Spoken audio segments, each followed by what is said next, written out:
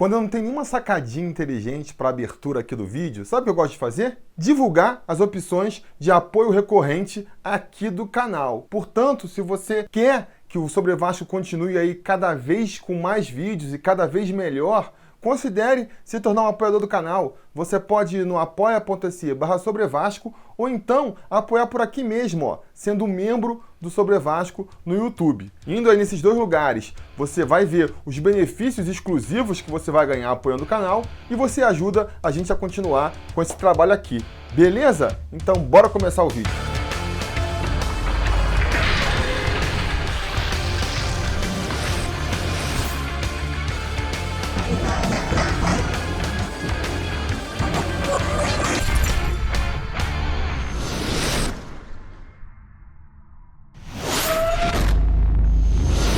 Fala, torcida vascaína, Felipe Tiru de volta na área e hoje vou comentar o assunto aí que esquentou a semana, que foi a venda definitiva do Evander para o time dinamarquês lá, cujo nome eu não ouso pronunciar. O Evander, que já tinha sido emprestado com passe fixado em 10 milhões de reais, né, acabou fechando aí essa venda por 8,6 milhões de reais, parece.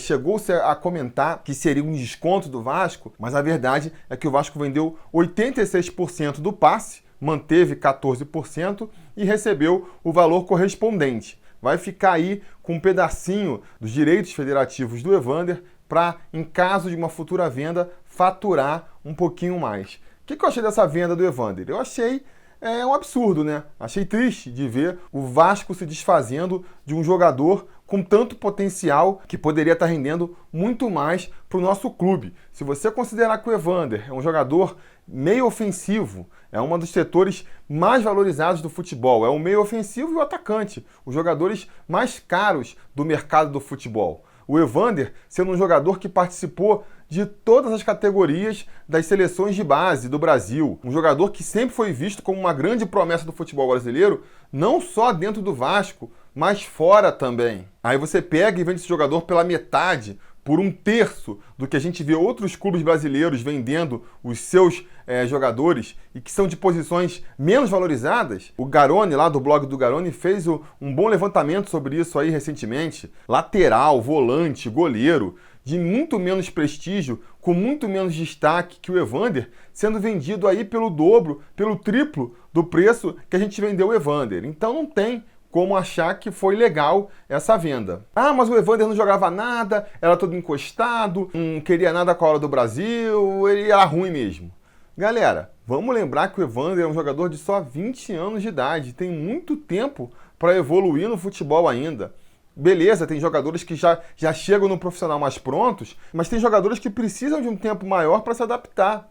O Juninho, eu estava fazendo esse levantamento aí por causa de um vídeo que eu fiz recentemente, né? O balanço de 2019. Aí eu vi, o Juninho chegou em 95 no Vasco com 20 anos. Ele não chegou o Juninho, reizinho de São Januário, que é agora, né? O maestro do meio campo, o líder da bolas paradas. Não. Em 95, o Vasco considerou até dispensar o Juninho. Não ficar com o Juninho para o ano seguinte. Em 96 ele já melhorou. Em 97...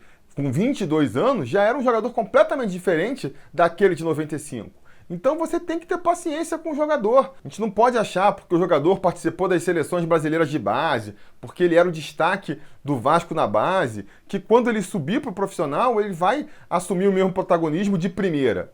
Tem um tempo de maturação. Em alguns é mais rápido, em outros demora um pouco mais. É normal isso, é do futebol. Ah, mas ele é muito encostado, ele é lento, ele não tem compromisso. Galera, é mais fácil você pegar um jogador descompromissado, sem raça, mas que tem futebol, que tem qualidade, e fazer ele ser raçudo e fazer ele ser comprometido, do que o contrário.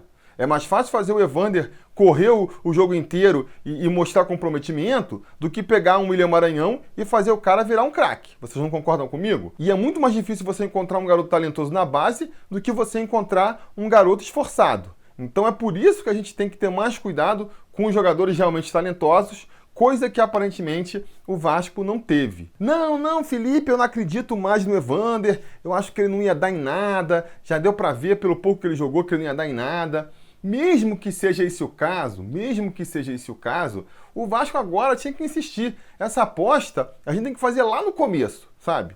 Lá quando ele tinha 16, 15 anos, você via, ah, tá, esse cara não vai dar em nada, vamos dispensar. Depois de todo o investimento que o Vasco fez no garoto, lá dos 15 anos até agora, eu não digo nem só investimento financeiro, eu falo de investimento emocional, de tempo mesmo, né? Você pega, assim, o destaque e a importância que o Vasco deu pro Evander nesse tempo todo, com certeza impediu que outros jogadores da base fossem aparecendo. A partir do momento que o Evander vira o camisa 10, que é ele que tem o espaço, vão ter outros meias no Vasco que, por um motivo ou por outro, não vão ter seu espaço, vão acabar saindo, vão eles mesmos pedir para sair, ou não vão evoluir o tanto que poderiam ter evoluído, porque o Vasco estava dando espaço para o Evander. Aí chega agora, com 20 anos, ele na boca aí de conseguir estar lá no profissional. Você vai abrir mão dele? Não faz sentido, não faz sentido. Ah, mas vendeu ele por 10 milhões agora, daqui a 2 anos ele ia sair de graça, que nem saiu o Thales. Cara, é a aposta que tem que fazer. Essa aposta, repito, começou lá no começo. Agora tem que ir até o final. Na melhor das hipóteses, você quer distribuir um pouco o risco aí, vendia 50% para os dinamarqueses. Vendia 50%, ficava com 50% para a gente, e aí pelo menos você dividir os riscos, né? Se daqui a 2 anos ele for vendido por uma bolada, você vai ganhar só metade do que você ganharia se tivesse 100% do passe, mas se não der nada também, você já realizou aí metade do lucro. Aí eu acho mais justo. Agora, pegar só 14% do passe, vai pingar lá uma merrequinha caso o Evander seja vendido daí a um tempo. Aí já é melhor do que nada, mas é muito pouco, né? Se essa venda é tão ruim, se essa venda só tem pontos negativos, por que o Vasco vendeu o Evander então? A resposta para mim parece óbvia. Porque precisa de dinheiro. É o drama de sempre. O Vasco precisa de dinheiro agora, não tem como conseguir, acaba tendo que vender jogador por ali, metade, 1/3 do que a gente sabe que ele vale. É aquele caso clássico, a gente vê nas novelas, nos filmes, né? A pessoa está sem dinheiro, vai ser despejada da casa que está hipotecada, precisa daquele dinheiro para ontem, pega aquele anel da família, que sabe que vale lá $1 milhão, e acaba vendendo por 200 mil. Por quê? Precisa daquele dinheiro pro dia, para pagar, para não ser despejado, aí acaba vendendo abaixo do preço de mercado. É quase que literalmente isso, né? Segundo o campista vascaíno aí, canal que eu já indiquei aqui, eu posso considerar um parceiro do Sobre Vasco, ele disse que o motivo da venda seriam dívidas do Vasco com o pai do Evander, né, que é também o dono do CT, onde o Vasco vem treinando, né, um CT alugado, e que o Vasco estaria atrasando pagamentos. Se não pagasse, o contrato ia ser rompido, o Vasco ia ficar sem ter onde treinar. A gente sabe, a CBF exige que os clubes da primeira divisão tem um CT, então ia causar um problema danado aí, e por conta disso o Evander teria sido vendido, né, para conseguir tampar esse buraco. Li em outros lugares da internet, também no Twitter, não lembro agora qual foi a fonte, que o motivo da venda teria sido para que o Vasco não fique com 3 meses de salário atrasado, que já estava entrando no 3º mês aí, se a gente considerar o 13º, estaríamos entrando no 3º mês de salário atrasado. E com 3 meses de salário atrasado, os jogadores já podem entrar na justiça para sair do clube sem pagar nada para o Vasco. Nesse cenário, por exemplo, o Leandro Castan poderia ir para o Corinthians sem pagar nada para o Vasco, rompendo o contrato, deixando o Vasco ali a ver navios. E assim como o Leandro Castan, outros poderiam sair. Maxi Lopes, Pikachu, Evander, você escolhe aí o jogador. Então, para evitar isso, o Vasco teria vendido o Evander, conseguiu pegar ali 8 milhões e cobrir pelo menos ali um mês da folha de pagamento. Qualquer que tenha sido o motivo, foi por causa do CT, foi por causa do salário, o fato é que algo muito importante, algo muito emergencial tinha que ser pago e por isso o Vasco fez essa venda. Isso me parece claro. Não por outro motivo, o Evander está sendo vendido agora, faltando, sei lá, 6, 5 meses para o final do contrato dele. Por que os dinamarqueses, que tinham opção de compra, não deixaram para fechar negócio mais em cima? Acredito que o Vasco tenha feito uma certa pressão, pedido dinheiro, porque precisava do dinheiro agora para tampar esses buracos. O Vasco não conseguiu o patrocínio Master ainda, tá rolando um papo agora de que vai fechar com a Azul, né? Vamos comentar isso mais para frente, quando e se virar algo mais concreto. O Vasco não conseguiu as certidões negativas de débito para pegar aquele dinheiro que falta lá do patrocínio com a Caixa. O Vasco não conseguiu ainda liberar metade daquele empréstimo, pegou um empréstimo lá de 30 milhões, conseguiu metade, a outra metade, sei lá por que motivo, não consegue ser liberada. Então, todas as fontes de dinheiro do Vasco, que o Vasco estava prevendo, secaram, não caía nada nos cofres do clube, as contas vão chegando, os boletos vão chegando, o Vasco tinha que pagar, vendeu o Evander para poder pagar. Essa é a grande realidade. Diante desse cenário, eu acho que o Vasco fez um mau negócio? Não. Eu acho que não. Realmente, se você está correndo o risco de perder o CT, se você está correndo o risco de perder jogadores de graça, porque eles estão há 3 meses sem pagar, e você está ali, né, o fogo pegando no cabaré, você precisa apagar o incêndio, paciência, sacrifica-se aí um ativo do clube para poder baixar o fogo. Foi o caso do Evander. Olhando apenas esse caso especificamente, me parece que era a coisa certa, me parece que era a única coisa a se fazer no momento. O problema é que esse recurso aí, né, ele vem sendo usado exaustivamente pelo Vasco nos últimos anos. Vamos lembrar aí.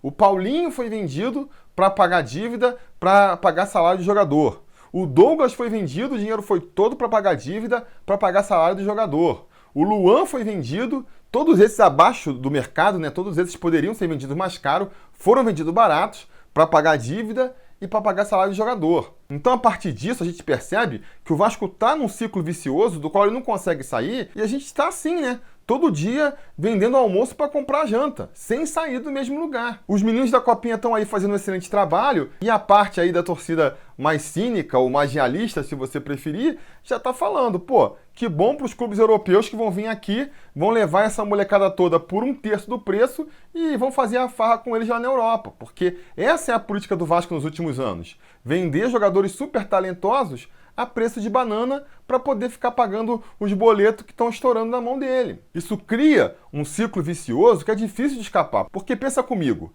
o Vasco não tem patrocínio master bom. O Vasco não tem muito torcedor no plano de sócios-torcedores. Não tem um contrato bom com a televisão. Tudo isso por vários motivos. Mas qual é um dos motivos que interfere em tudo isso aí? A falta de um time bom. Se o Vasco tivesse um time realmente bom, um time disputando campeonatos, um time chegando na final, com certeza os torcedores iam ficar muito mais inclinados a entrarem no programa de sócio-torcedor. Com certeza as empresas iam ficar muito mais inclinadas em apoiar um time que está sempre lá disputando taça. E com certeza a televisão ia pagar um pouco mais, né? Até porque parte da premiação vai em questão do posicionamento do campeonato, a torcida ia começar a comprar umas pay-per-view para ver o Vasco.